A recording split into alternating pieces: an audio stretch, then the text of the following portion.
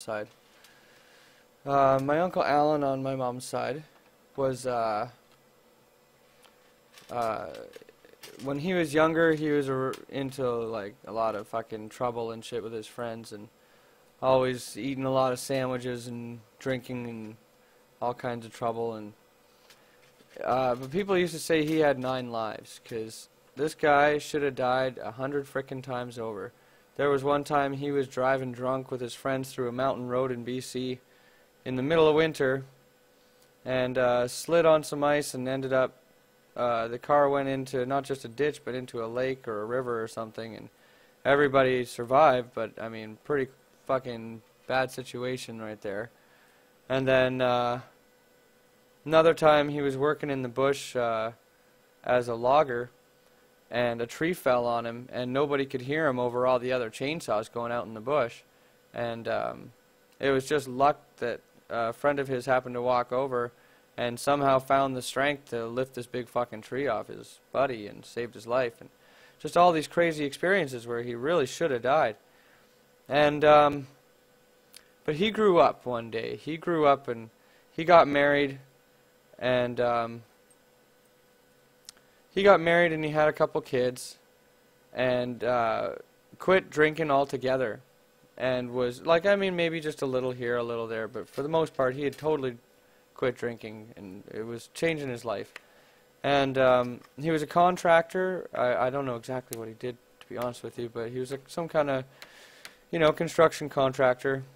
And his business was, not that great, but then one day he landed this really, really big deal that was going to actually, make his business worth a lot more money, and all this was, was really going to help everything just kind of come together.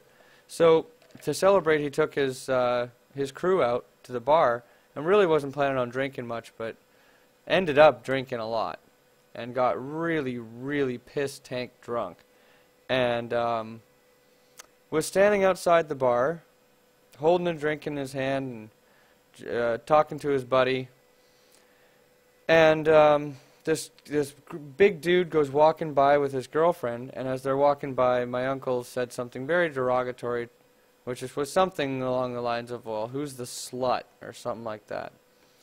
And the guy and his girlfriend kept walking several steps, and then he stopped, turned around, walked over to my uncle, punched him in the side of the head. And that punch split my uncle's brain in half instantly, killing him instantly.